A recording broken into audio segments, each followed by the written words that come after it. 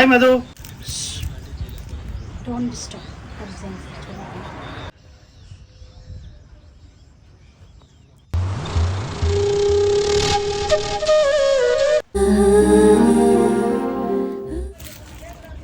సిద్ధు, ఏంటి?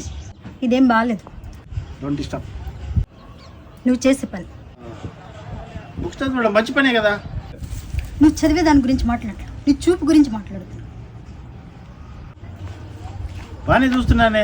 మాట మార్చుకో. నువ్వు నా నడుమును చూసావు. వాట్?